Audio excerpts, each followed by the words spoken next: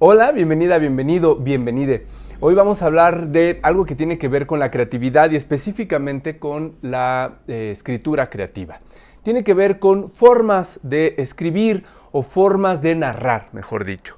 Primero, narrar es un verbo que viene del latín, que está relacionado con narratio, que era esta parte de los discursos que se hacían en Roma. Narrar está relacionado a su vez con un verbo que tal vez te suene, que es nocere o conocer. Así que narrar quiere decir dar a conocer a alguien, hacer a alguien un narrador, un conocedor, perdón. Así es que simplemente narrar es contar algunos hechos. Bien. A partir de ello podemos tener un montón de géneros narrativos como la poesía, el cuento, la novela. Yo sé que algunos dirán la poesía no, pero también hay poesía que narra hechos. Me acordé ahorita de La niña de Guatemala de José Martí, por ejemplo. Bueno, sin embargo, entre todas estas diferencias que hay entre los géneros narrativos, creo que vale la pena tener en cuenta una diferencia fundamental, y es la narración con narrador y la narración sin este, es decir, a través de del arte dramático. Primero, del lado del narrador, cuando nosotros pensamos en contar un hecho, si lo hacemos de forma oral, lo haríamos pues así como cuando cuentas un chiste o un chisme o algo por el estilo. Fíjate que la otra vez me sucedió esto, aquello. Cuando lo hacemos a través de un cuento, una novela, un reportaje, estoy hablando de no ficción, pero narración de no ficción, un reportaje, una nota informativa, etc., siempre hay un elemento que engloba todos estos y es el uso de una figura narrativa que es el narrador. Luego hablaremos de los tipos de narradores que hay, etc. Sin embargo, por ahora, vale la pena tener en cuenta que un narrador es aquel que da cuenta de los hechos. Este narrador puede estar mezclado o presentado de diferentes formas. Sin embargo, lo importante es que nosotros tenemos una única forma de saber quiénes son los personajes allí involucrados, cuáles son las acciones que realizan, cuáles son sus travesías, pensamientos, sentimientos, etc. Y todo esto es a través del narrador, ¿sale? De tal manera que todo este tipo de narraciones las podríamos llamar también como narraciones mediadas por el narrador. Bien, por el otro lado tenemos narraciones que más bien dependen del drama. Y para esto habrá que recordar qué significa drama. Ahí estamos entendiendo por el griego que significa simplemente acción. Sí, no significa los dramas que haces cada vez que recibes una mala noticia o que no logras lo que esperabas, ni tu primo que es bien dramático, ni nada por el estilo. Simplemente es acción. Y esto es muy importante porque entonces ya podemos relacionarlo con el género dramático por excelencia, por excelencia histórica, ¿no? Por la historia, y es el teatro. El teatro tiene una larga historia, no nos vamos a meter ahorita a ella, viene desde las representaciones de los ritos que explicaban el inicio del universo hasta el teatro interactivo que tenemos hoy en día, el teatro virtual, etc.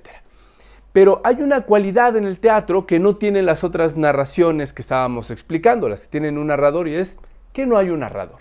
Sí, yo sé que a veces cuando vas al teatro, sobre todo el infantil, tienes a un narrador que te va guiando sobre los sucesos que allí acontecen. Esta es una herencia, por ejemplo, del coro del teatro griego, pero ahora no nos meteremos en ello.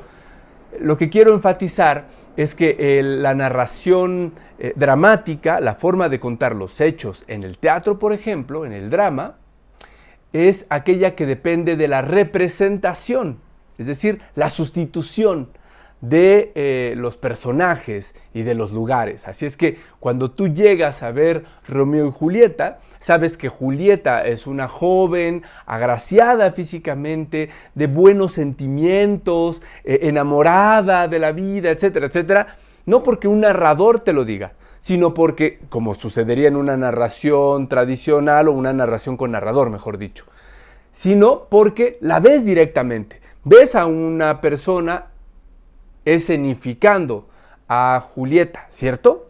Lo mismo así sucederá con Paris, con Romeo y todos los otros personajes que allí se dan cita.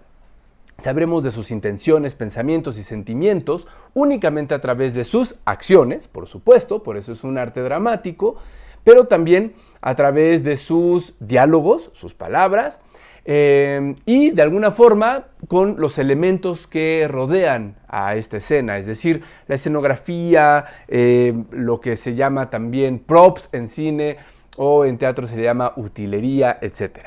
Bien, así es que espero que con esto quede clara la diferencia entre narrar con un narrador, ya sea de forma oral, escrita, etc., o narrar a través del drama.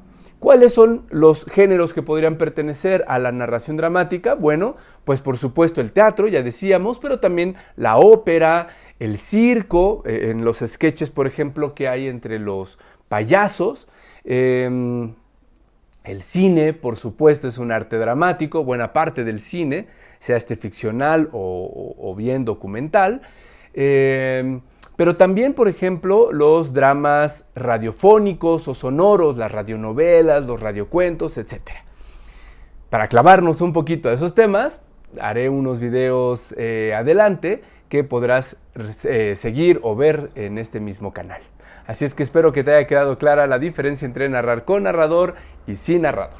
Yo soy Everest Landa y te recuerdo que hoy no es un día nublado o un día soleado en donde los pájaros cantan y todo es feliz. Es simplemente un día con o sin nubes y el resto es mi interpretación. Es decir, creo y luego existo. Soy Everest Landa, te decía, estás en este canal que tiene mi nombre y espero que nos veamos muy pronto con más contenidos. Si tienes alguna pregunta o alguna aclaración, algún drama que te encante, déjalo en los comentarios, empieza a ser parte de esta comunidad para que podamos compartir lo que nos apasiona. Muchas gracias, que estés bien, hasta luego.